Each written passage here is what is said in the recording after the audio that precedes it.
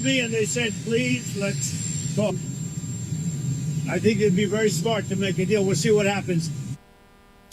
Meanwhile, U.S. Central Command is claiming that shipping through the Strait of Hormuz remains uninterrupted, despite ongoing tensions with Iran. Posting on X, CENTCOM said, Asegure un excelente futuro profesional. Estudie idiomas en Language and Business Center American British. 40 años impartiendo educación. Profesores certificados. Realizamos una cuidadosa selección de nuestros profesores.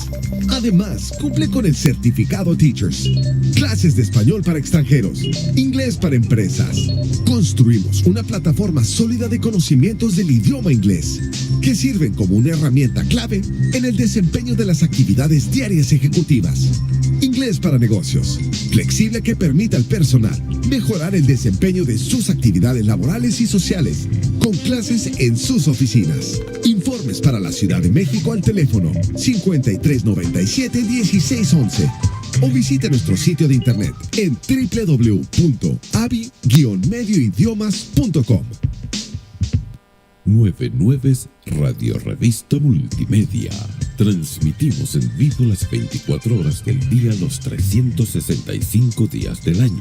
Música y noticias en español, francés, inglés, portugués, árabe. Escuche Ludde Systems, el sistema predictivo y preventivo sísmico. Reportes y calendario de pronósticos de terremotos. Único y para todo el mundo. Si tiene llamadas ilimitadas, escuche completamente gratis Audio Now Nueve Nueves. Vía telefónica en México 01-899-274-6654. En Estados Unidos más 1-605-475-1633. Medio afiliado de Apple. Radio y medio asociada de Radio Francia Internacional, RFI. Visite nuestro sitio de internet www.nuevenueves.com. Nueve Nueves Radio Revista Multimedia. Transmitimos en vivo las 24 horas del día, los 365 días del año. Bienvenidos al noticiero 99.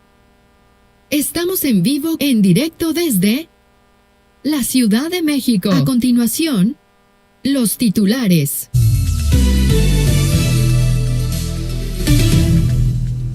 This is DW News. Our top stories. Spain says Europe's visa-free Schengen area was not compromised after tens of thousands of irregular migrants crossed into the Spanish exclave of Ceuta. The EU's 27 Home Affairs ministers backed Spain's response to the incident following emergency talks on Tuesday. According to the Spanish government, at least 72,000 migrants entered its North African territory from Morocco. 70,000 of those migrants have already returned. A mass funeral has been held in Gaza for more than 100 Palestinians, whose bodies were recovered nearly 3 years after Israeli warplanes flattened a residential block. The bodies included 40 children and 30 women, according to the Hamas-run civil defense. The 112 victims were among the more than 300 killed during an Israeli strike on November 22, 2023, weeks into the Israel-Hamas war. Russian authorities say 7 people, including 3 children, were killed by a Ukrainian drone at the Black Sea resort of Gelenchik. Ukrainian drones also struck 3 warehouses across Russia, including 2 run by the online Russian retailer Wildberries. At least 5 people were killed at the warehouse.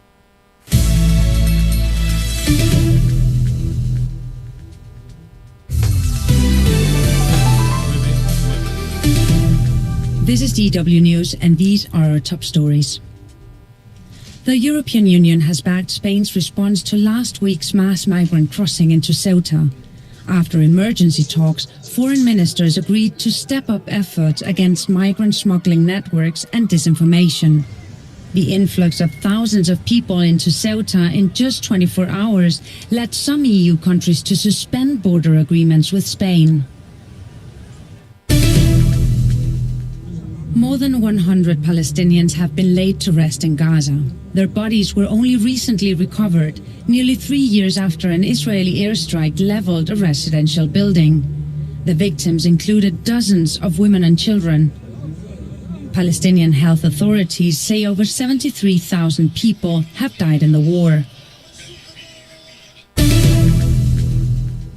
Hundreds of people have been evacuated after Guatemala's Fuego volcano erupted, sending ash and smoke into the air and lava down its slopes.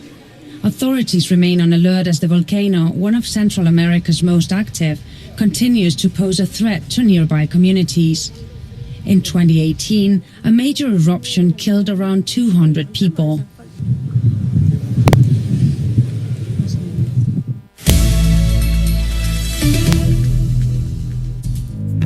Carrusel de las Artes es un colorido viaje semanal por la actualidad de la música, de la literatura, de la pintura, el cine, las artes escénicas y todo lo que acontece en el universo cultural de Francia. Un programa de Radio Francia Internacional conducido desde París por quien les habla, María Carolina Piña.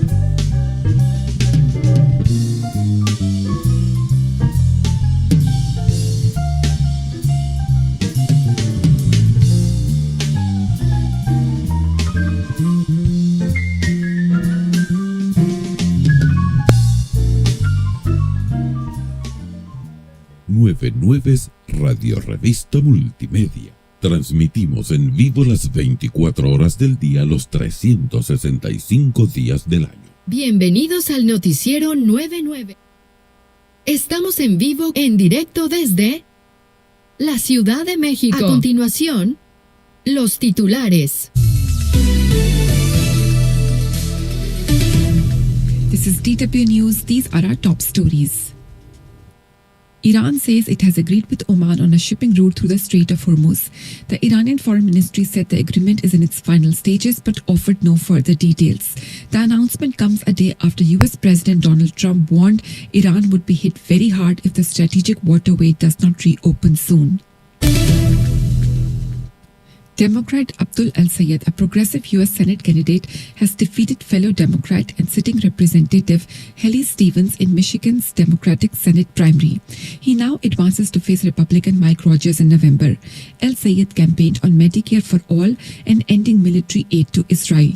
President Trump called the result great news for the Republican Party and criticized El-Sayed over his views on Israel.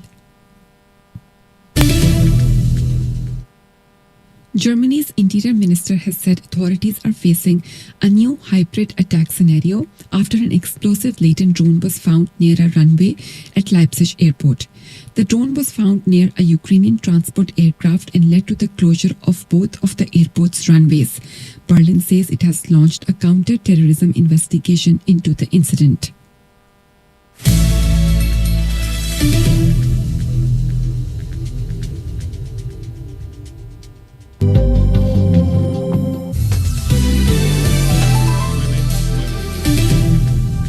This is DW News, and these are our top stories.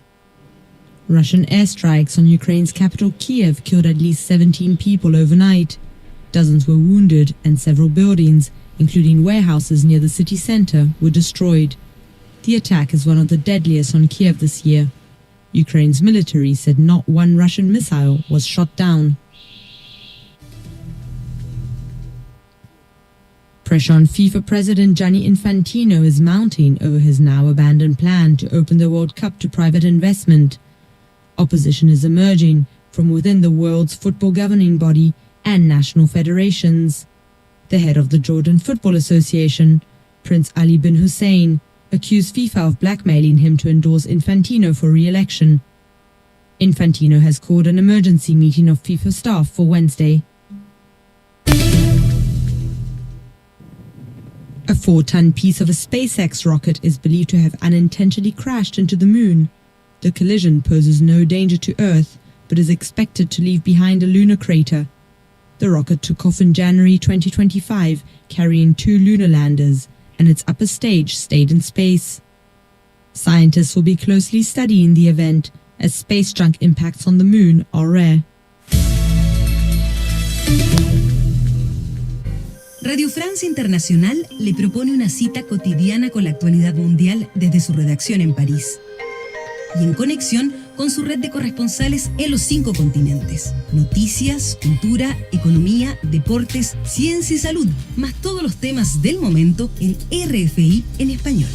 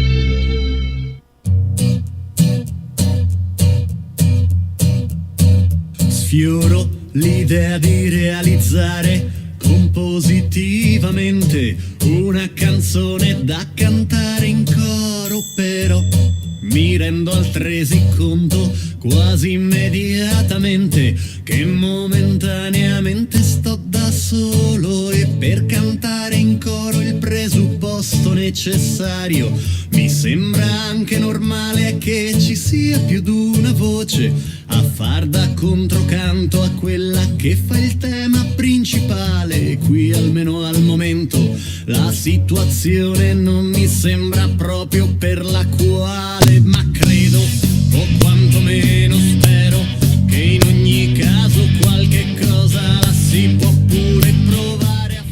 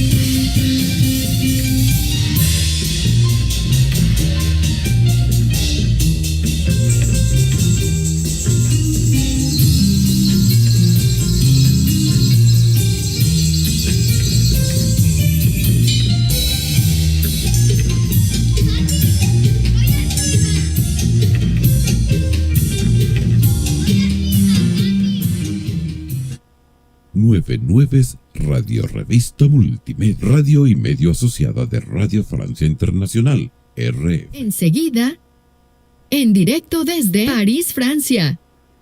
La política, la cultura, la economía, el deporte, la ciencia y todos los temas de la actualidad mundial desde los estudios de Radio Francia Internacional en París. A continuación, desde la capital francesa, el noticiero de RFI.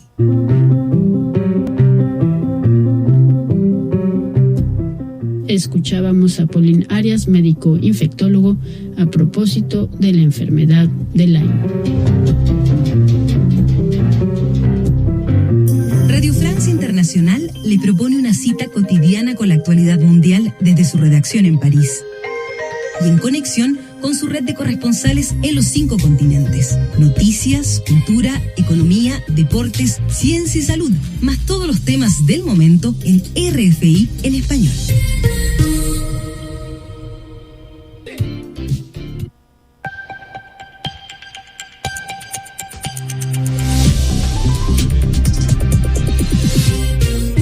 Bienvenidos a este flash informativo de Radio Francia Internacional. Hoy es 6 de agosto, son las 4 en París. En los controles, Juliette Lecoyer. Empezamos.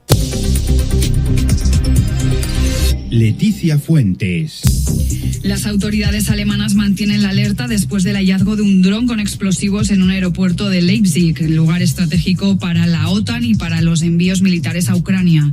El gobierno mostró su preocupación ante la vulnerabilidad de estos espacios, reforzando su seguridad y señalando a Rusia como posible responsable.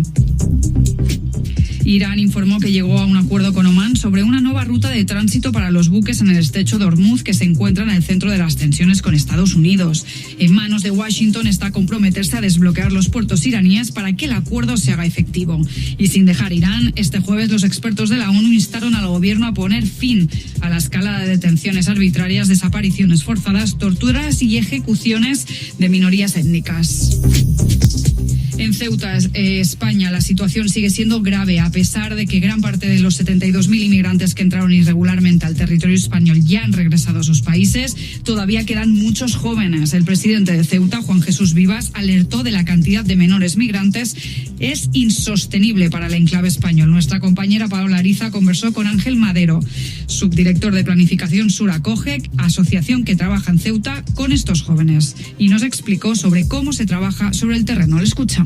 Desde nuestra organización llevamos una semana en la calle identificando a esos perfiles, acompañándolos hasta la comisaría para que puedan ser filiados y que puedan entrar en el sistema de protección a la infancia. Luego otros perfiles también que son también muy vulnerables, necesitan también de un acompañamiento para estar en el proceso de solicitud de protección internacional.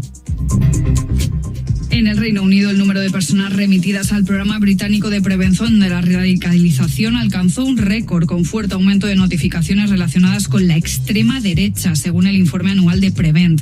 Casi 10.300 notificaciones registradas por el programa entre septiembre de 2024 y septiembre de 2025 representan un aumento del 39% respecto a los 12 meses anteriores.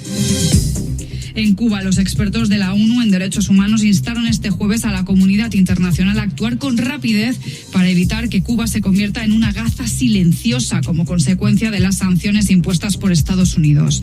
Washington, que mantiene un embargo a la isla desde 1962, impuso en enero un bloqueo petrolero a la isla que han agravado la situación económica, provocando una grave escasez y frecuentes apagones en todo el país. Y hasta aquí el flash informativo. Le esperamos más tarde con más actualidad.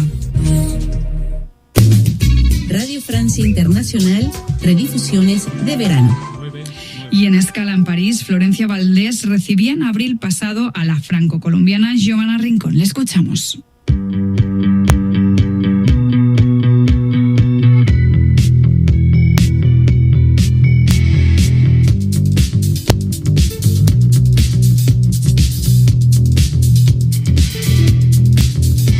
Escala en París. Florencia Valdés. Bienvenidos a Escala en París, un programa de Radio Francia Internacional y de France 24. Es un placer estar con ustedes. Su vida podría ser una película, pero la ficción se quedaría muy corta ante el recorrido de esta figura de la lucha por los derechos de las personas trans y de las trabajadoras y los trabajadores del sexo en Francia. Se trata de Giovanna Rincón, directora de la asociación Accepté, que apoya, guía y defiende de toda discriminación y abuso a las personas trans. El recorrido de Giovanna Rincón comienza en la Bogotá de los fines de los años 70, una Bogotá hostil en la que un pequeño que crece en un medio pobre y violento se va a convertir en Giovanna contra vientos, marea y puños. Es esta infancia y juventud bogotana en los primeros años de la epidemia del SIDA que cuenta en un relato autobiográfico. Giovanna Rincón, muchísimas gracias por estar con nosotros. Muchas gracias, Florencia, por la invitación. Feliz de estar aquí con ustedes. Giovanna, usted escribe este relato, lo escribe con la periodista Stéphanie Malfait. Se llama Yo, Giovanna, publicado en la editorial Grasset. Y Stéphanie Malfait se ganó su confianza para contar este periodo que forjó su identidad y su compromiso. Nosotros aquí en Radio Francia Internacional, nosotros hemos contado esta historia de cuando usted sale de Colombia, cómo llega a Italia, a Francia, cómo empieza su militantismo, pero muy poco conocemos esta infancia bogotana con un padre violento, una madre que trabaja muchísimo y que está bajo el poder de este padre violento, que lo intenta, pero hay cosas que le impiden actuar. ¿Por qué contar esta historia, esta infancia bogotana ahora y en un libro? Mira, los relatos y las historias de las personas trans siempre han sido invisibles, no existen prácticamente, y para mí era la oportunidad de contarlo a la primera persona a través del apoyo de Estefanía, con quien encontramos una manera de funcionar muy cómplice y al mismo tiempo muy íntima, y se convirtió pues en una oportunidad para mí de poder hacer archivo de memoria y poder contar un poco también mi infancia, retornar a esta infancia un poco dolorosa, pero que al mismo tiempo fue muy edificante. Y pues al mismo tiempo como un acto terapéutico de reconciliación con esta infancia dolorosa, y al mismo tiempo contar a las nuevas generaciones todo lo que ha sucedido. También en cierto modo dirigirme a las familias, a las instituciones, para detallar en cierto modo cómo ilustrar también las causas de lo que quiere decir el rechazo, la transfobia y todas sus violencias que están en torno a todo esto. Usted habla de revancha con este libro, poder regresar a estos años difíciles. Precisamente son años que usted, lo que es muy impactante en este libro y lo que cuentan muchas personas trans, es que usted muy pequeñita ya lo sabe. Usted tiene un cuerpo de niño, pero usted se siente niña y sabe de manera muy clara que es niña. Hay una falda azul que le hace muchísima ilusión y desde muy pequeñita siente el rechazo. Claro que sí. El encuentro con esta pequeña falda azul que cuento en el libro es la primera vez que me encuentro en realidad conmigo misma como persona o mujer trans. Y pues también al mismo tiempo es el encuentro con la violencia y con la discriminación, y es también el momento en donde empieza para mí a entrar en perspectiva cómo una estrategia de sobrevivencia a partir de la infancia es la única frontera en donde tengo que empezar a saber cómo caminar, cómo encontrar personas y a quién confiarme. En todo caso, es una perspectiva en donde no solamente el encuentro con Giovanna empieza, pero al mismo tiempo el encuentro con los otros. Los otros que rechazan, que son violentos, que no entienden, y que también usted hace un esfuerzo sobrehumano para apegarse a esto que los demás quieren que usted sea. Usted escribe, desde que tengo 5 años intento ser un niño para darte gusto, le dice usted a su madre antes de dejar definitivamente su hogar. Es una batalla constante contra la sociedad y contra usted misma antes de aceptar quién es usted. Lo más difícil en estos procesos en donde nos encontramos confrontados a la indiferencia, a la violencia, al rechazo, es no romper los lazos, seguir aferrándose al amor sin renunciar a ser uno misma. Y pienso que ese proceso está muy bien escrito en mi historia y en este libro, puesto que al mismo tiempo de poder afirmarme, de poder reivindicarme, de emanciparme desde la infancia y desde la adolescencia, sobre todo frente a un ser tan amado como ha sido para mí mi madre, que está hoy todavía en vida. Y entonces, sabes, es un proceso que es extremadamente complejo, porque pues los mismos que te rechazan son estos mismos que tú amas y que en los cuales crees y que son fundadores de tu existencia. También, porque usted tiene que crecer muy rápido porque vive en un medio es un medio pobre, tiene usted muchos hermanos, medios hermanos, hay muchas bocas que alimentar, claro que y hay muy poquito con que alimentarlo, y usted al mismo tiempo que lo rechazan, lo violentan, lo quieren que sea un hombre, sea como sea, al mismo tiempo usted es apoyo de esta familia y es una relación muy compleja. Y yo pienso que el ejercicio todavía más complejo es aferrarse a los que amamos, mismo que ellos no estén con nosotros, mismo que no lo comprendan, y luego estar pensando en una perspectiva de emancipación sin alejarse de ellos y pensar en el otro. Y pensar en el otro ha sido siempre mi perspectiva que aparece en el libro y en todo el trabajo que realizo hasta el día de hoy. La perspectiva de cómo todos tenemos que tener una conciencia del otro, una conciencia de una comunidad, una conciencia social. Y yo pienso que mi historia está marcada desde mi infancia por ese sentimiento de conciencia humana y social, más allá del hecho de ser una persona trans. Entonces, para mí, mi familia significaba duda, significaba violencia, significaba rechazo, pero al mismo tiempo un terreno en donde había, en cierto modo, una manera de amor condicionado de la parte de mi madre, de mis sobrinos, sus hermanos, muchas otras personas que estaban alrededor. Todo no era así como oscuro y totalmente violento, pero pienso que lo más interesante en ese proceso ha sido el luchar contra la fatalidad. Otro combate suyo que ha vertebrado todo su recorrido es la lucha contra el VIH. Usted ahora forma parte del Consejo de Administración de SIDAcción, organización francesa histórica de esta lucha, y que advierte sobre un repunte de la pandemia. ¿Qué pone en peligro la lucha contra el SIDA? La lucha contra el SIDA está atravesando por un momento histórico a doble sentido. De una parte, los progresos son enormes, los avances médicos son geniales. A usted le daban 3 años de vida. A mí me daban 3 años de vida. Hoy veo que, pues, en realidad, la fatalidad al interior de la lucha contra el SIDA no debería ser verdaderamente vista desde ese ángulo, puesto que los avances son espectaculares al día de hoy.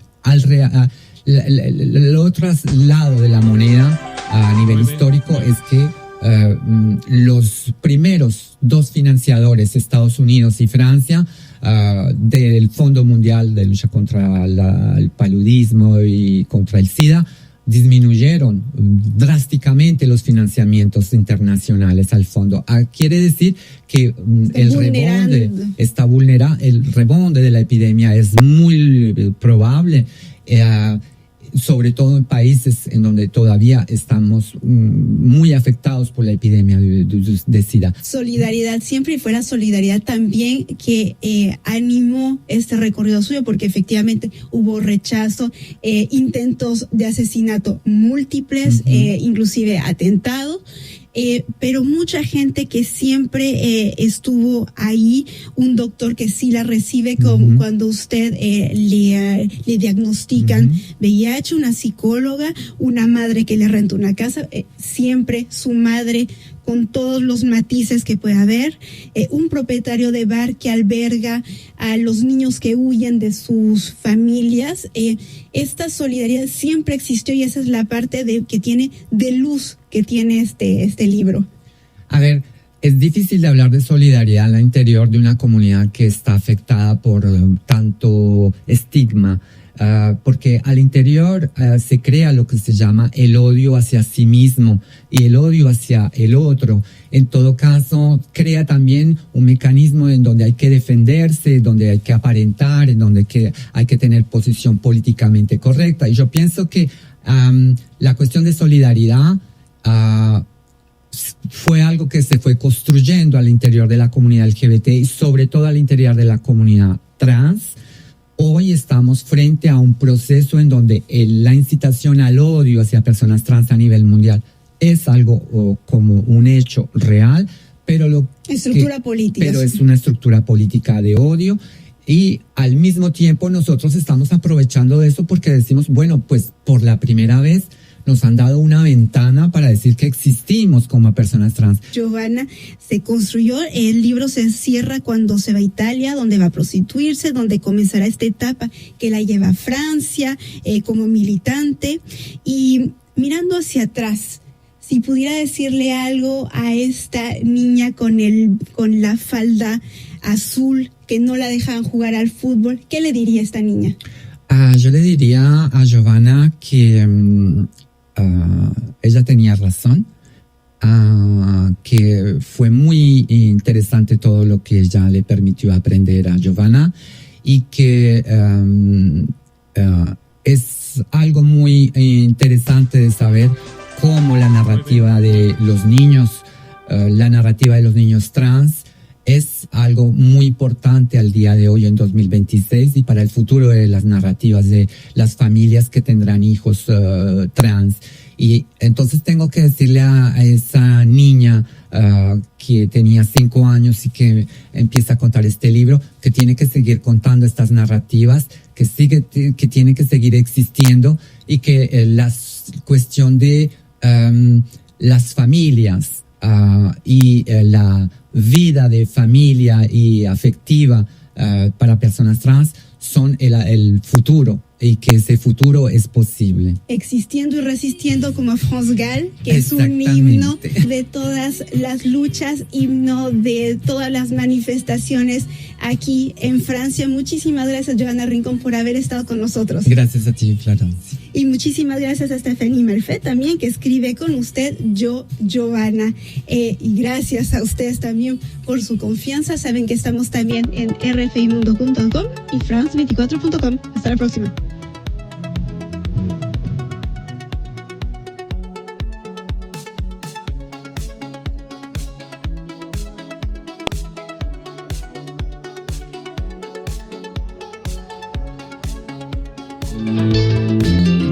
Salud y Bienestar, un programa de RFI. El calentamiento global favorece la expansión de enfermedades transmitidas por garrapatas, la llamada enfermedad de Lyme, y un centro de referencia en Francia hace un llamado a redoblar la vigilancia cuando nos vamos de paseo en medio de la naturaleza y nos dan algunas medidas básicas de protección. Nos lo cuenta Ivonne Sánchez.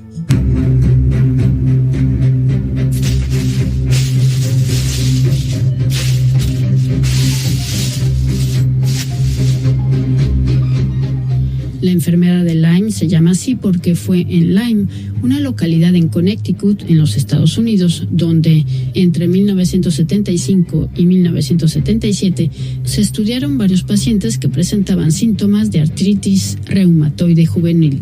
Los investigadores describieron de forma completa la infección y su asociación con un vector, la garrapata. También conocida como borreliosis de Lyme, es una enfermedad que puede afectar la piel, sistema nervioso, corazón, articulaciones y músculos. Causada por una bacteria del género Borrelia, existen varios tratamientos según la fase de la enfermedad.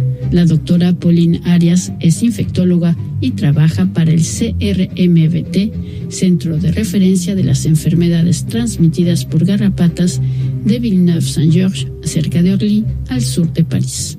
Pues el Centro de Referencia de las Enfermedades Transmitidas por Garrapatas se creó para atender a los pacientes picados por garrapatas y orientados por su médico de cabecera hacia un centro de referencia para tratar los casos complejos. Los casos sencillos pueden ser tratados por cualquier médico que del momento que ha sido informado de que los síntomas pueden ser en relación con una picadura de garrapata reciente. En el centro de referencias nos ocupamos principalmente de los pacientes con casos complejos. Y también tenemos un papel de seguimiento de la epidemiología de las enfermedades transmitidas por vectores como las garrapatas. Aquí solo nos ocupamos de las garrapatas y establecer y llevar a cabo protocolos de investigación, formación para los médicos y información a los pacientes. Pues queríamos hablar de una enfermedad que se llama la enfermedad de Lyme. ¿Qué sería esta enfermedad así a grandes rasgos? Es una enfermedad causada por una bacteria que tiene el nombre de Borrelia burgdorferi para el nombre completo y que es transmitida a través de una picadura de una garrapata. Esas garrapatas viven en el entorno natural, sobre todo en los bosques húmedos, pero también se pueden encontrar en los setos y los jardines y pican normalmente a los animales, pero a veces por accidente pueden picar a un humano y en esta ocasión de picadura transmitirle la enfermedad de Lyme si la garrapata ella misma ya ha sido en contacto con la bacteria. La enfermedad, una vez que la garrapata ha picado, empieza con una forma precoz y localizada al lugar donde se ha hecho la picadura, que es una erupción cutánea que se llama el eritema migratorio, porque una de sus características es que empieza con una mácula en el lugar de la picadura y que crece de forma centrífuga, aclarándose en el centro, lo que llega a formar una rosquilla, una forma de rosquilla. Y este eritema migratorio es indoloro y no pica. Puede extenderse hasta 5 o 10 centímetros y desaparece espontáneamente, lo que hace que a veces pasa completamente desapercibido. Después, en esta fase, el tratamiento no ha sido dado, pues después de unos días o meses pueden aparecer formas articulares o neurológicas, pero que también pueden ser tratadas con antibióticos. Lo que es muy importante es que el paciente sea vigilante después de haber sido picado por una garrapata, que vigile el punto de picadura y que consulte lo antes posible si ve aparecer esta erupción que se llama eritema migrante con una mácula que crece progresivamente y estaba aclarándose en el centro. O sea que es muy importante saber que el diagnóstico es clínico, solo hay que mirar a la piel. Y una vez que hay este diagnóstico clínico, ¿hay un tratamiento en particular? Sí, en este caso hay un tratamiento antibiótico que se llama doxiciclina y también pues se pueden usar otras moléculas, pero esta es la que más se recomienda en Europa. Y es un tratamiento que dura 10 días para las formas cutáneas precoz como el eritema migratorio y puede ser tratamientos más largos en caso de formas articular o neurológica, pero siempre hay un tratamiento antibiótico posible. En esas fases más tardías y manifestaciones neurológicas o articular, en este caso el diagnóstico es efectivamente un poquito más difícil, solo en el sentido de que el paciente tiene que recordarse que ha sido picado por una garrapata y señalarlo a los médicos. En estas fases podemos hacer la serología buscando a los anticuerpos en la sangre, pero también tenemos otras maneras de hacer el diagnóstico haciendo punciones de las articulaciones o punción lumbar. Pero podemos decir que la gente se puede curar. Claro que se curan. En realidad toda la gente, todo el mundo se cura. Ah, ya, o sea, ok, porque a veces hay esta idea un poco de que ya que uno atrapeó esta enfermedad... es una idea que no se justifica del momento de que el paciente ha recibido el tratamiento adecuado.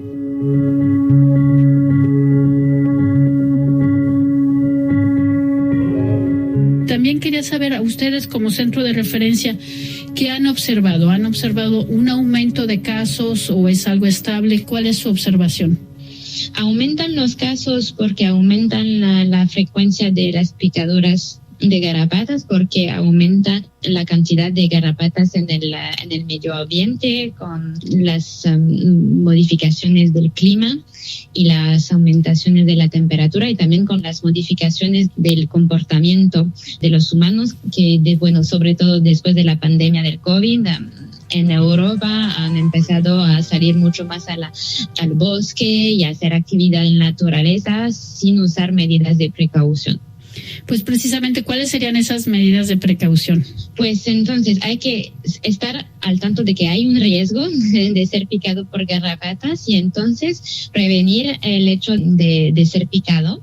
Entonces para esto hay que llevar, si es posible, ropa de color claro y con mangas largas y con pantalón largo. Es casi exactamente como protegerse contra los mosquitos. Evitar los calzados abiertos, preferir los zapatos cerrados, caminar en la zona central de los caminos y evitar el contacto con la vegetación.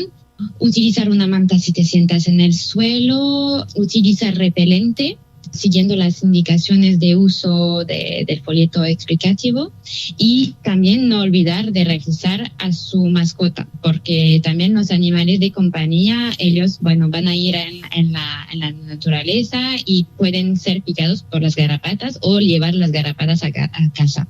Y esto es la primera fase, y después cuando regresas de una salida, pues también hay que quitarse la ropa, ponerla en la lavadora y examinar cuidadosamente todo el cuerpo para detectar si hay alguna garrapata sobre la piel, y si hay una, pues quitarla lo antes posible. Sobre todo le gusta a la garrapata ponerse en los lugares calientes y húmedos del cuerpo, es decir, las axilas, las ingles, el cabello, detrás de las rodillas, de las orejas, en el ombligo y alrededor de la cintura. O sea que hay que inspectar muy bien estas zonas. Y saberla también retirar, ¿verdad? Porque hay una manera de retirar las garrapatas. Sobre todo hacer las cosas con precaución, haciendo las cosas suavemente. Puedes comprar en una farmacia un utensilio en forma de palanca que te desliza a lo largo de la piel para sujetar a la garrapata, y luego desenroscar suavemente girando la palanca y tirando, siempre suavemente hacia arriba. La alternativa, si no tienes este utensilio, es usar unas pinzas de borde romo y punta fina para sujetar firmemente la garrapata, poniéndote lo más cerca posible de la piel y tirando de ella suavemente hacia arriba. Después de haberla quitada, hay que limpiar la herida con agua y jabón y aplicar un antiséptico. Lo más importante en realidad es quitar el cuerpo de la garrapata. Por supuesto, lo ideal es retirar suavemente la garrapata por completo con su cabeza, pero como la saliva de la garrapata que contiene la bacteria está en el vientre, lo más importante es quitar el cuerpo. Si permanece la cabeza bajo la piel, hay que asegurarse que no se infecte con las bacterias habituales de la piel, como puede ocurrir cuando te lastimas o te clavas una astilla, por ejemplo, pero no aumenta el riesgo de enfermedad de Lyme. Ahora, no siempre cada picadura de garrapata quiere decir que esté infectada con Lyme. No, claro que no. Por ejemplo, en Francia, no conozco las cifras en otros países, pero solo 6% de las personas picadas por una garrapata desarrollan una enfermedad de Lyme. 6%, de acuerdo. Bueno, no sé si hay otro aspecto que yo no haya dicho, doctora, que quiera decir, o una conclusión. Pues en conclusión, lo más importante es que la gente conozca el hecho de que las garrapatas pueden transmitir enfermedades, y entonces hay que efectivamente, cuando haces una salida en la naturaleza, pues pensar a regresar, examinar la piel y buscar si hay una picadura de garrapata. Y si ves una garrapata, quitarla lo antes posible, porque menos se queda, menos tiene tiempo para transmitir cosas. O sea que es muy importante quitarla lo antes posible, y después hay que vigilar la zona de la picadura. Si ves a una erupción aparecer, pues consultar para tener un tratamiento antibiótico, porque si está tratado de manera precoz cuando aparece el eritema, pues no hay problema, es un tratamiento antibiótico y nada más. Aún en las formas más complicadas, más tardías, con formas articular o neurológica, también es una enfermedad que se trata, y hay que ser vigilante, pero no tampoco tener miedo de esta enfermedad, que en realidad cuando se diagnostica se trata muy correctamente con los tratamientos que ya tenemos, y bueno, no hay que tener miedo de las garrapatas, hay que solo ser vigilante. Pues muchísimas gracias. Con esto terminamos con este mensaje tranquilizador, ¿verdad?, sobre esta enfermedad. Sí, hay que tranquilizarse sobre esta enfermedad.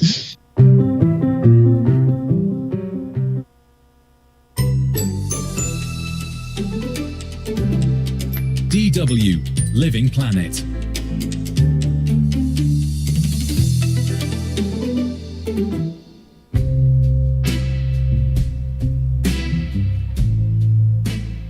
This is Living Planet. I'm Kathleen Schuster, and this is episode 2 of our 4-part summer reading series.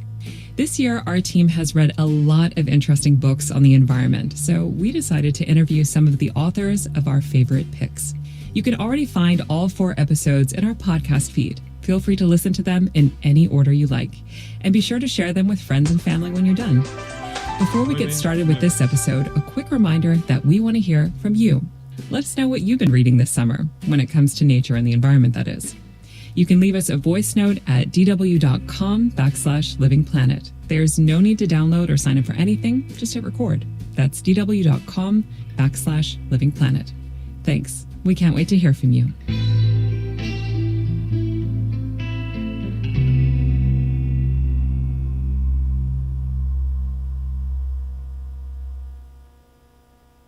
My summer pick is a book entitled Called by the Hills, A Home in the Himalayas by Indian author Anuradha Roy.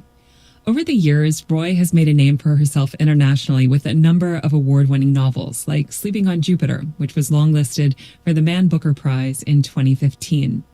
But she turned to nonfiction for this book to write about a place that's transformed her connection with nature, a tiny town in northern India called Raniket, where she and her husband relocated to over 20 years ago. The silvery peaks of the majestic Himalayas are the background to Roy's fascinating reflections on years of trying to breathe new life into a garden, all the while experiencing life alongside leopards, langurs, and other animals who want to let her know that they live there too. I chose this book for a few reasons. For one, it's impossible not to feel like you yourself have breathed in the champagne-like air of the Himalayas once you're done reading it. But the other reason is because these days when we hear about the Himalayas in the news, it's often about over-tourism on Mount Everest or, of course, glacial melt. It's all a bit devoid of the deeply rooted communities, cultures, and religions that know the Himalayan environment from the inside out. Lucky for us, we have Anuradha Roy to guide us. I started my interview by asking her to read a passage from her new book.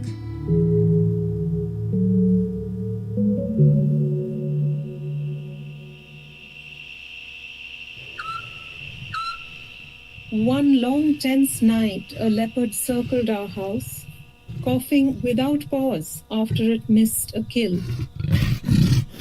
The dogs hid under the bed.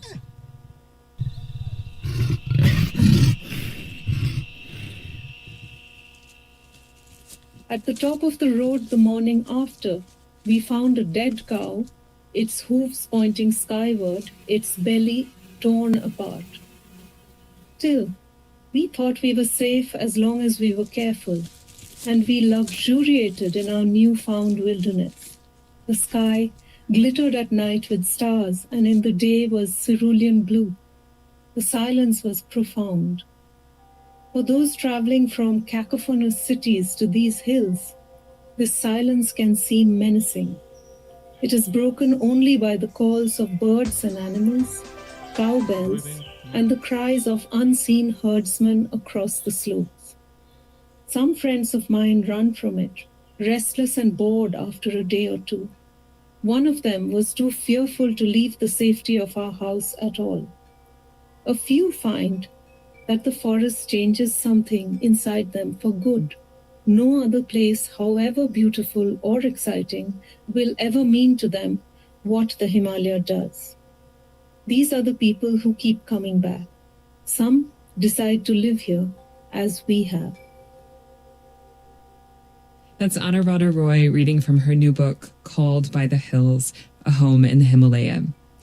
So Anuradha, you live in northern India, more specifically in the foothills of the Himalaya, and the scene you just described offers the reader a really interesting picture of your everyday life, which is this balance between beauty, but also a kind of danger that comes with living so close to the wilderness. Why did you and your husband decide to leave Delhi to live there? Around the time we found this house, we happened to have left the Oxford University Press, where we both worked as editors. And we had started our own independent publishing house called Permanent Black. And this really gave us the freedom to leave the city, which we earlier did not have. And both of us had always wanted to have dogs. I had always wanted to make my own garden. And we had both grown up in small towns which were, more open than the huge mega city of Delhi. So that was the reason why living here seemed a natural move to us. But it didn't happen all at once. At first, we used to spend the really hard months, which are the monsoon and the winter, away from here. And then bit by bit, we found that we wanted to be here more and more, even in those months. So the transition was gradual, somewhat gradual. And in your book, you go on to describe how intertwined your lives have become with nature, environment on the doorstep, and also like what you were describing with the leopards circling your house. And we're going to get into that a little bit more later. But you spend a lot of time talking about the town you live near, Raniket, and how you can see the silvery peaks of the Himalayas in the distance, how the air is cool and crisp like champagne, which is a description that I personally really loved. And also how everything just moves at a much slower pace, almost sloth-like. So what is it about that part of the world that makes life move at a different pace? As you said, it's sort of in the middle of a forest. It has the peaks of the high Himalaya within our gaze all the time.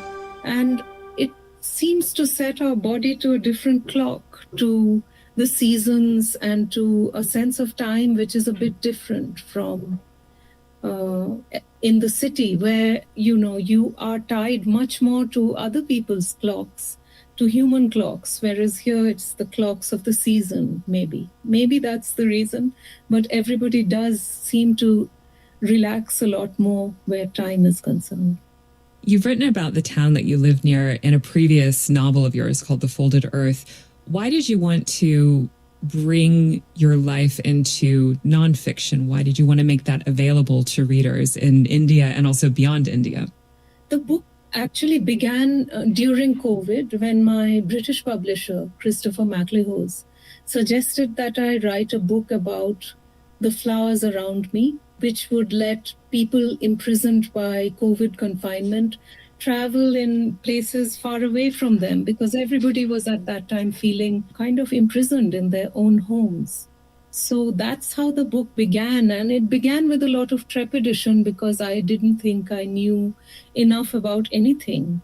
But gradually I came to see it as a book about my move from the city into the countryside, my effort to make a garden out of what was a garbage heap. And that's how the book slowly started to come together. Not exactly as planned. It became quite different from what I had thought it would be. But now you have the book as it became.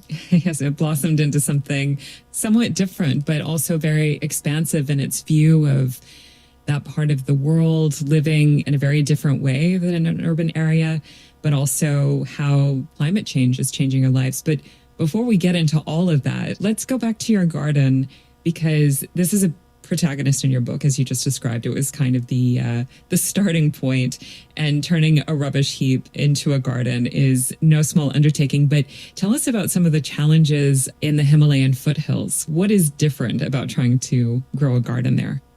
Well, the soil around our house has 150 years of cedar needles because our house is ringed by enormous trees. And when I began to garden here, first of all, there was, as I was telling you, there was rubbish because people had been just dumping all kinds of waste here. So we had to dig and clear away. It was like doing an archaeological dig, because the deeper we dig, the more different were the things we'd find. So the first layers had plastic, later more glass. Finally, we came to these colonial era sardine tins and things. And we cleared all of that. And I was not really a gardener. I wanted to have a garden, but I was quite ignorant. So I had to learn how to deal with, the acidic soil that pine needles cause.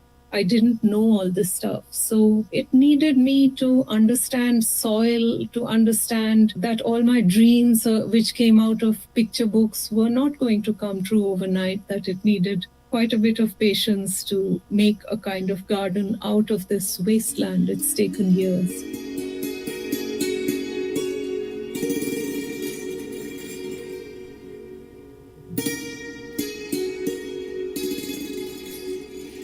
Another big aspect of having that garden and being so close to this forested land is that you get a lot of visitors. So you've already talked about the leopard that circled your house. But could you read another passage about some guests that ended up on your roof, let's say? As if things were not bad enough, we woke the next morning to the sound of someone airdropping a gunny bag full of stones onto our roof. It was dawn. We were groggy with sleep. We lunged for cover and the dogs went berserk barking. It took a few minutes to work out that the massive sound had been made by a langur, which had jumped onto our tin roof from a deodar branch above the house. Langurs are human-sized monkeys, and a leaping langur is like a 6-foot-tall athlete on the move. Elegant when airborne, all black and silver with curving tails that form perfect arcs as they spring from branch to branch, beautiful at a distance. However beautiful they are, you don't want to wake underneath them at dawn. The rest of the langur's tribe had gathered for breakfast at our mulberry tree, and as if to prove how quickly monkeys can learn new tricks, each one lifted off with a mouthful of leaves to land by turn on our roof, replicating their pioneers' thundering impact. They ran the length of the roof and onto a tree nearby. Then they insisted on an encore. We could tell they were having fun. So I guess my first question is, did it take longer for you and your husband or your dogs to get accustomed to these kind of events around your house? They actually have a lot of fun. There was this very interesting time when we came here with our first dog, who was actually a dog who had wandered into a friend's house in Delhi. She was a little stray. And we brought her here, and she would talk to the foxes in the sense that at night, here was this little city dog, and we would be in the darkness at night inside. And across somewhere in the forest, the foxes would start calling, and our dog would answer them in this long, slightly melancholic yodeling call. And I found it quite fascinating how these animals talk to each other across this vast thing that separated them.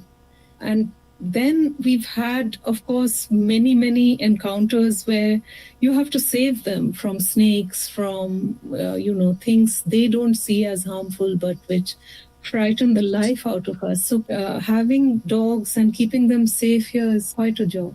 And you talk about that more in your book. I don't want to spoil it, though, for people who still want to read it, but it's definitely something that becomes a major theme later on when you talk about the fact that there is more and more nature kind of encroaching on your everyday lives. But it's so fascinating, this balance between domestication, so to speak, and rewilding. And what you were talking about with your dog and how a domesticated animal is also kind of being rewilded by living there, and you and your husband in a sense too. Yeah, that's a very interesting thought.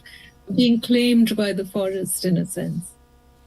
Well, one reason why I selected this book for our summer series was because each chapter is imbued with just different layers of what it means to live in the Himalayas.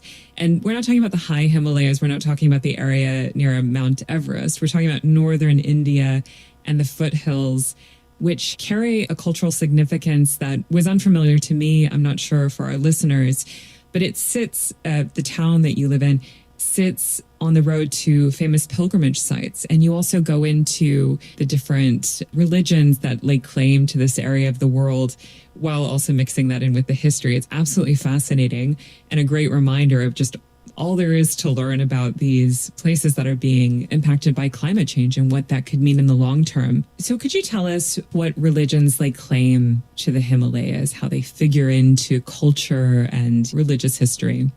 Hinduism, for a start. Most of the very, very revered sacred sites for Hinduism are in the Himalayas. The source of the Ganges, which is the sacred river, is in the Himalayas. And there is a lake called Mansarovar, which is in the high Himalayas, where people go on pilgrimages. There are also places like Kedarnath and Badrinath. One of them is open only seasonally because it's so snowed in winter. And of course, the Buddhist trails, travels of the Buddhist monks go all over the mountains. And the Buddha himself attained enlightenment somewhere in the very north of India, close to Nepal. Strangely enough, there are even legends about Christ in the Kashmir Himalayas. So there is a lot going on religion-wise in these mountains. And so a lot of the travel is pilgrim travel, which earlier used to happen on foot and now happens on helicopter, by buses and cars. The numbers of people going up to these sites has hugely increased, which of course expands the environmental impact hugely as well. You write so beautifully about this element of the divine being very present in Ranikhet and your region, but also how this proximity to nature is something that even for people who aren't religious resonates deeply and creates deep connections to what's going on around you. Has that also changed your life as an artist? Because you write, you also include beautiful watercolors and sketches in your book of your life there. You do pottery. I want to tell you about this writer called Bill Aitken, who was Scottish by origin and became an Indian national later. But he came to India as a young man, and he started off in Goa and came right up to the north. And it was when he caught sight of the peak that is called the Nanda Devi. Now the peak is nothing but rock and ice after all. But when he saw Nanda Devi, which looks like a hooded face in different lights, the shadows move on it, he felt that he had glimpsed something so divine that he had to spend the rest of his life at her feet. And it's this change of light when you look at the forest or when you look at the mountains or even look at the way the colors change in the garden, that as somebody who paints and who makes ceramics, it's something that's a continuous source of frustration because you can't quite capture it, and a continual inspiration as well because you want to keep painting those colors and shapes over and over and over again so that you come closer to what it really is. And then writing, of course, allows you yet another avenue of trying to capture something that's hard to describe. Yes. Yeah, it's surprising how elusive it is that it escapes all these things. Coming up, we'll hear more from Anuradha Roy about how climate change is transforming life in the Himalayas. But first, this message.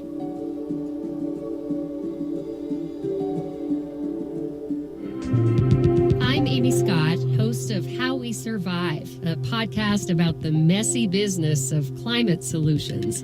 To a lot of people, geoengineering might seem like a dangerous, outlandish way to play God. But some are embracing this sci-fi-inspired approach as a solution to the climate crisis. Listen to How We Survive on your favorite podcast app.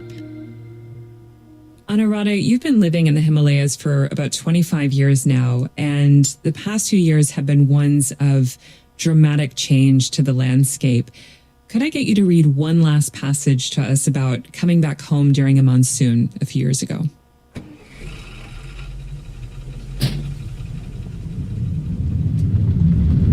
It had started as a blue and sunny day. But in the afternoon, just as we began our uphill drive, the rain came down with annihilating force. When, after about an hour it stopped, we resumed our journey. There were by then many cars on the narrow and winding road that goes up the steep 6,000 feet we have to climb to reach Ranikhet. From parts of the road, you look down vertiginous drops to the valley floor 1,000 feet below. On the other side are rock faces, which, against all sane advice, are being blown open with dynamite to widen the roads. These ravaged hillsides look wounded, their trees and bushes gone, their untethered rocks tumbling down without warning.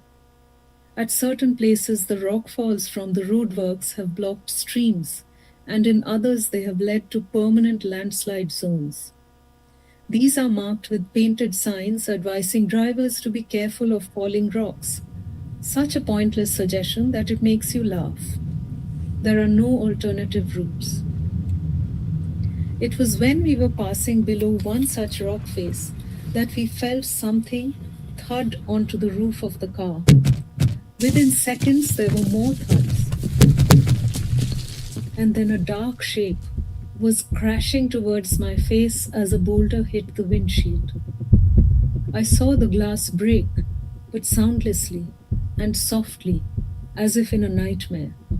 And the windscreen shuddered into a web of cracks, though the shatterproof glass did not splinter. Another rock hit the back, and this time the glass did break into thousands of shards that covered the puppy and Shanti. The drumming of rocks on the car was now continuous. But Harish kept driving.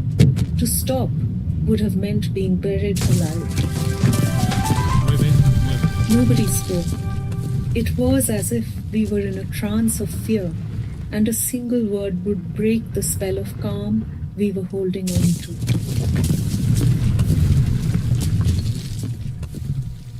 So you managed to get back to Runakhet by nightfall. But I have to say, reading that passage, I thought of many times that I've driven through mountains and, seeing signs that say, beware of falling rock, and never having witnessed anything like that. And just reading that passage, I could feel my heart beating faster. It really took my breath away, and just thinking, how do you travel through those passages anymore? But yeah, I mean, first of all, how far up the road do you have to travel on one of those journeys? Like, what's the typical amount of time it takes, and how many meters up or feet up are you traveling? We are coming up from about, Delhi, which is in the plains, so sea level, to 6,500 feet. And the climb is quite sudden because the plains come and sort of as if you have a bookshelf in front of a tablecloth.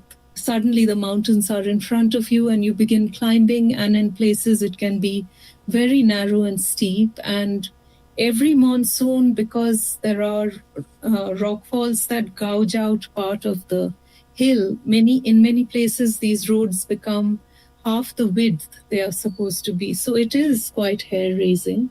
And you do have to kind of shut your eyes and pray for luck. And of course, the Himalayas being a place, as we've talked about, full of sacred sites. Somebody told me that if you die here, you'll die in a beautiful place, and that's the consolation. But it's true that every monsoon, particularly when it's torrents of water coming down the sky, then a lot of people lose lives, cars fall down into the ravine. It's a very, very difficult and hair-raising time. Of course, you talk about climate change and how, the differences that you're seeing now compared to 25 years ago. For example, temperatures reaching 40 degrees Celsius, which is about 104 Fahrenheit, how the monsoon season is changing as well. But there are other things going on. Could you tell us a little bit about why the landscape is changing? And climate pressure is part of it, but it's not the only part of it. Yes, because climate pressure is, as you say, part of it, but here the change is quite a lot man-made. So there are new roads being made for which the hillside is being blasted with dynamite. Trees are cut for these roads to be made. Dams are made at high altitudes. All of these things, there is a great deal of building work because there's the pressure of population. So it's really sort of balance that's very difficult to get right between what the humans living in these parts need in order to earn money, in order to, survive. So obviously you do need roads because you need to build all sorts of things which are necessary, like schools, hospitals, etc., workplaces. And at the same time, the impact it has on nature is what causes all of these other changes to happen, which are not entirely due to climate change at all. In fact, climate change is a very it's a word that's become too routine. I feel like the correct word is really a kind of destruction that is human-made, man-made. Right. And when you consider the issue of glacial melt that you're dealing with in the Himalayas, and then you combine it with these changes, man-made changes to the landscape. Yeah. Yes, the glacial melts are happening because of climate change, and this causes the whole behavior of snow at very high altitudes to be different, and for new high altitude lakes to form, for these lakes to burst their banks and flood. So these things are caused by climate change, which is almost a passive word, as if the climate has decided to change. But what has brought it about is a very complex set of actions, among which man-made actions have quite a high spot in the ladder of actions. So in your book, you refer to a lot of different writers who've depicted the Himalayas from different angles, so to speak, mainly the high Himalayas. But you also express a little bit of uncertainty of like where you might fit into all of that, because you're not writing about the high Himalayas. And so that made me wonder, what do you hope people will take from your book, whether it's somebody who's in India, living in India, or somebody like myself or our listeners who are in all parts of the world? Well, I think my book is really about somebody who has lived in a completely urban setting for all her life, moving into a rural setting and making a home and a garden over there, and learning to live to a completely different rhythm and in a totally different sort of mind space as well. Because here you don't have, things that we take for granted in cities, like cafes, cinemas, shopping, none of that exists here. So it wasn't just the pace that you were talking about earlier that changed, but also your sense of how you are to live in this very, very remote sort of area. And the reason my book is different from those books is when I was reading a lot around my book to be able to write my own, there are very specialized and, high adventure books about the high Himalaya, or there are very specialized books about nature here, about the wildlife, about the plant life, ecological studies. There are only a few books about actually just daily life here, especially if you've come from elsewhere. So that's what I hope anybody reading it will find interesting, because they might well be in such a situation. I love how, as you're talking about daily life, we can hear your dogs in the background. He wants to go for a walk, so he's just really talking to me to say, come on now. Yeah. Well, I have just one last question for you, and that is related to your garden, of course. What is in bloom, and what do you hope will still blossom this summer? The thing I noticed is that at springtime, everything that's blooming seems to be shades of yellow and orange. There's yellow jasmine. There are great big orange sprays of flowers everywhere. But now, as if, when the monsoon is going to come and the sky is kind of slightly dark with clouds, everything blooming seems to be shades of violet and blue. There's a plumbago, there's a hydrangeas, which are these intense bluey violet. Then there are agapanthus lilies, which are also a sort of bluey violet. So it's looking absolutely beautiful. Anuradha Roy is an Indian novelist and publisher. She was longlisted for the Man Booker Prize in 2015 for her novel Sleeping on Jupiter. Her latest book is a work of nonfiction called By the Hills, A Home in the Himalayas. She spoke to me from her cottage in the Himalayan foothills. That's all we have for you for this week's show. This episode was part 2 of our 4-part summer reading series. You can check out the other episodes by visiting our podcast feed on Apple. Asegure un excelente futuro profesional. Estudie idiomas en Language and Business Center American British. 40 años impartiendo educación. Profesores certificados. Realizamos una cuidadosa selección de nuestros profesores. Además, cumple con el certificado Teachers. Clases de español para extranjeros, inglés para empresas. Construimos una plataforma sólida de conocimientos del idioma inglés, que sirven como una herramienta clave en el desempeño de las actividades diarias ejecutivas. Inglés para negocios, flexible que permita al personal mejorar el desempeño de sus actividades laborales y sociales, con clases en sus oficinas. Informes para la Ciudad de México al teléfono 5397-1611 o visite nuestro sitio de internet en www.abi-medioidiomas.com. Nueve Nueves Radio Revista Multimedia. Transmitimos en vivo las 24 horas del día, los 365 días del año. Música y noticias en español, francés, inglés, portugués, árabe. Escuche Ludde Systems, el sistema predictivo y preventivo sísmico. Reportes y calendario de pronósticos de terremotos. Único y para todo el mundo. Si tiene llamadas ilimitadas, escuche completamente gratis Audio Now Nueve Nueves. Vía telefónica en México 01899-274-6654. En Estados Unidos más 1-605-475-1633. Medio afiliado de Apple. Radio y medio asociada de Radio Francia Internacional RFI. Visite nuestro sitio de internet www.nuevenueves.com. Nueve Nueves Radio Revista Multimedia. Transmitimos en vivo las 24 horas del día, los 365 días del año. Bienvenidos al noticiero 99. Estamos en vivo, en directo desde la Ciudad de México. A continuación, los titulares. This is DW News. These are our top stories. Iran says it has agreed with Oman on a shipping route through the Strait of Hormuz. The Iranian Foreign Ministry said the agreement is in its final stages but offered no further details. The announcement comes a day after US President Donald Trump warned Iran would be hit very hard if the strategic waterway does not reopen soon. Democrat Abdul El-Sayed, a progressive U.S. Senate candidate, has defeated fellow Democrat and sitting Representative Haley Stevens in Michigan's Democratic Senate primary. He now advances to face Republican Mike Rogers in November.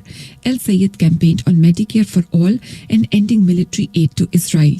President Trump called the result great news for the Republican Party and criticized El-Sayed over his views on Israel. Germany's interior minister has said authorities are facing a new hybrid attack scenario after an explosive laden drone was found near a runway at Leipzig airport. The drone was found near a Ukrainian transport aircraft and led to the closure of both of the airport's runways. Berlin says it has launched a counter-terrorism investigation into the incident.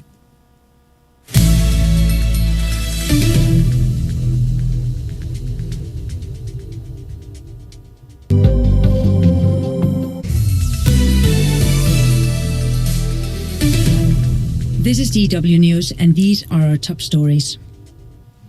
The European Union has backed Spain's response to last week's mass migrant crossing into Ceuta. After emergency talks, foreign ministers agreed to step up efforts against migrant smuggling networks and disinformation. The influx of thousands of people into Ceuta in just 24 hours led some EU countries to suspend border agreements with Spain. More than 100 Palestinians have been laid to rest in Gaza. Their bodies were only recently recovered, nearly 3 years after an Israeli airstrike leveled a residential building. The victims included dozens of women and children. Palestinian health authorities say over 73,000 people have died in the war. Hundreds of people have been evacuated after Guatemala's Fuego volcano erupted, sending ash and smoke into the air and lava down its slopes. Authorities remain on alert as the volcano, one of Central America's most active, continues to pose a threat to nearby communities. In 2018, a major eruption killed around 200 people.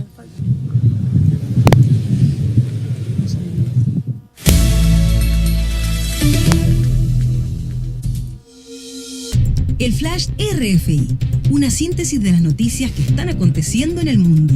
En 3 minutos, el resumen de la actualidad vista desde la redacción de Radio France Internacional en París.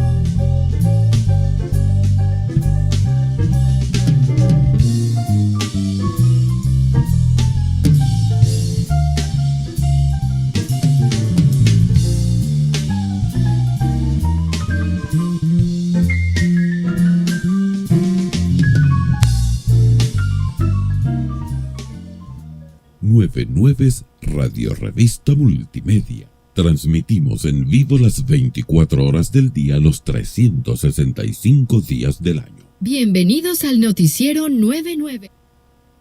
Estamos en vivo, en directo desde la Ciudad de México. A continuación, los titulares.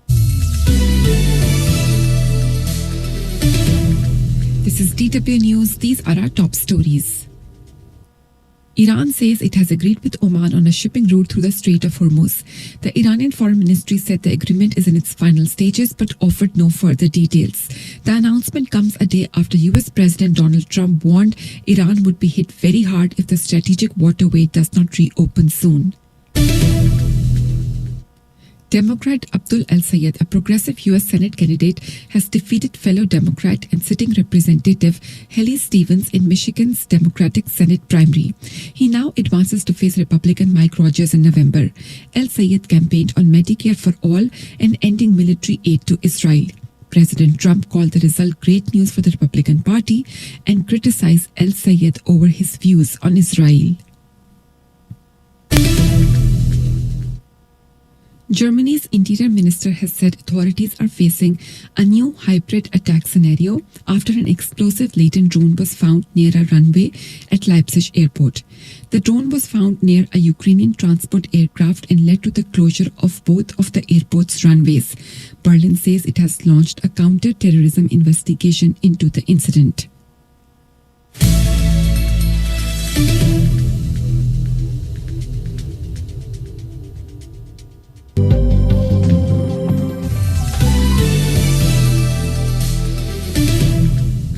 This is DW News, and these are our top stories. Russian airstrikes on Ukraine's capital Kiev killed at least 15 people overnight. Dozens were wounded, and several buildings, including warehouses near the city center, were destroyed. The attack is one of the deadliest on Kiev this year. Ukraine's military said not one Russian missile was shot down. The European Union has backed Spain's response to last week's mass migrant crossing into the territory of Ceuta. After emergency talks, foreign ministers agreed to step up efforts against migrant smuggling networks and disinformation. The influx of thousands of people into Ceuta on the African mainland in just 24 hours led some EU countries to suspend border agreements with Spain. Pressure on FIFA President Gianni Infantino is mounting over his now abandoned plan to open the World Cup to private investment. Opposition is emerging from within the world's football governing body and national federations. The head of the Jordan Football Association, Prince Ali bin Hussein, accused FIFA of blackmailing him to endorse Infantino for re-election. Infantino has called an emergency meeting of FIFA staff for Wednesday.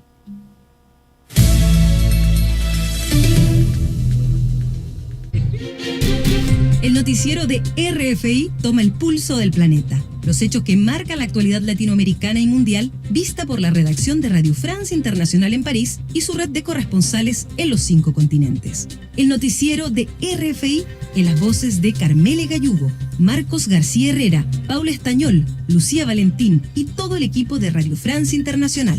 La información y las claves para entender la noticia.